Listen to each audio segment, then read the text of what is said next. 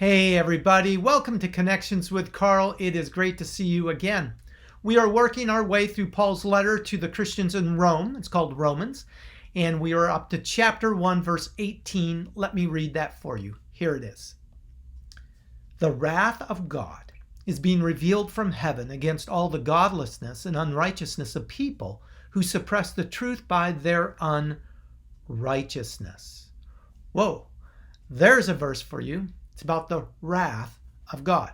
Now, up to this point in chapter 1, Paul has been talking about the gospel of God, the good news of God that we find in Jesus Christ. But now he changes and starts talking about the wrath of God.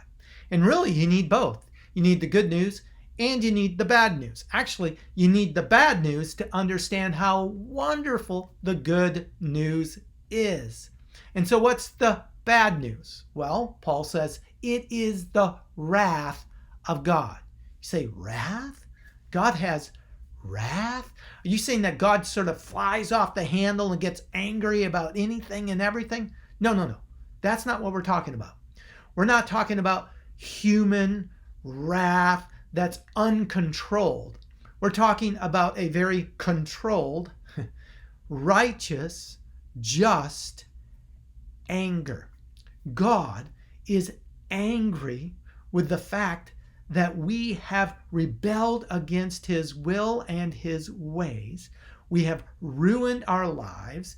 We have destroyed his good creation. We destroy each other.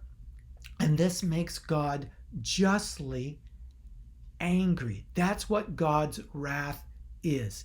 And would you want him anything but wrathful? Would you prefer that he would just be neutral about sin and about the destruction of his good creation and people's lives? Oh, well, yeah, whatever. I know I created them and I gave them all these ways to live life, to the full, but hey, if they just want to do their own thing and destroy everything, no big deal. No, it is a big deal.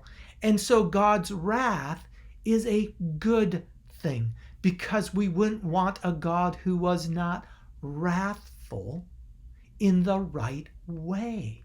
And he has just, righteous anger against sin and the consequences of our sin. Now, Paul says that God's wrath is being revealed, like right now, being revealed as I speak. Now, normally we think of God's wrath going to be revealed later on the last day, on the judgment day, and that certainly is the case when everyone appears before Jesus, the just judge. His wrath will be expressed and revealed. Also in the book of Romans, Paul's letter to the Christians in Rome, he talks about how God's wrath is actually extended through the sword of the state. That's in chapter 13. Because in chapter 12, Paul says, don't get revenge, leave that to God. And so how does God get revenge? Well, certainly the last day, judgment day. But he also gets revenge for us, his people, through the police, through the court systems, and that's all in Romans 13. And so he says, let God get wrath on that last day, but also through the court systems. But now he says, but God's wrath is also being revealed right now. Right now? How is God's wrath being revealed? Well, as we read further into Romans 1, we're going to find this phrase used 3 times. God gave them over. God gave them over. If we say, well, not your will, but my will, then God says, okay, if it's not my will, then let it be your will. But here's the point. I won't stop the consequences. I told you how life works.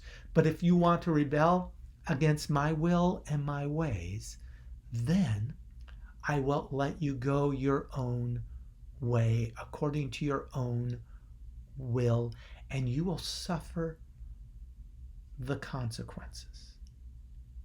Now, I want to add that this expression of God's wrath is actually an expression of God's grace, because it comes now, before the last day, before Judgment Day. And so we experience God's wrath in giving us over to our sin and the consequences of our sin, the consequences on us personally, in our relationships, in society, in creation. All these consequences are crashing down upon us, and this is part of the revelation of God's wrath, but it's also a revelation of God's grace, because we look at life and we say, something is wrong. And then we start to think, what is it? And we look at ourselves and say, it's me. J.K. Chesterton, there we go, once was asked, what's wrong with the world? And he said, I am. What's going on? What's wrong with all this? It's me. It's you. And so the expression of God's wrath is actually a powerful expression of his grace. I like how C.S. Lewis puts it. He says, we can ignore even pleasure, but pain insists upon being attended to. God whispers to us in our pleasures. He's speaking to us. He speaks to us in our conscience, because he's written his law on our hearts. And so we go, I don't think I should do that. I don't think that's right. I feel guilt. So God's whispering to us in pleasure. He's speaking to us through our conscience. But then it says, but shouts in our pains. It is his megaphone to rouse a deaf world. And so part of the revelation of God's wrath is simply giving us over to our sin and the consequences of our sin and the pain that we experience because of that. But that is a way that God is shouting to us, and he's rousing us from our sleep and saying, wake up, something is wrong. That's the bad news. And of course, that leads to the good news of Jesus Christ. But that's Romans 1, verse 18. Let me read it once again for you. The wrath of God is being revealed from heaven against all the godlessness, people not wanting God in their lives, and unrighteousness, meaning rejecting his will and his ways of people who suppress the truth by their unrighteousness. The truth is there.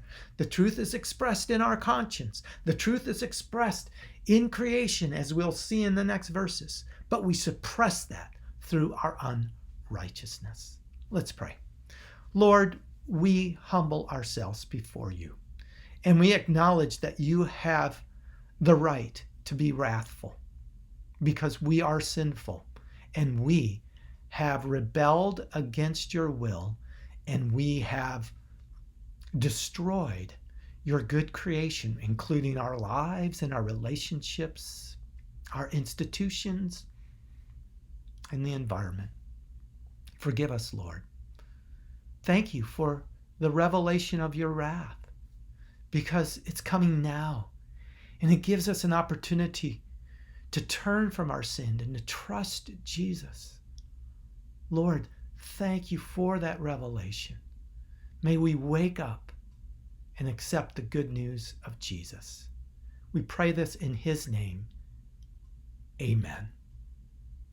Hey, once again, great seeing you. God bless.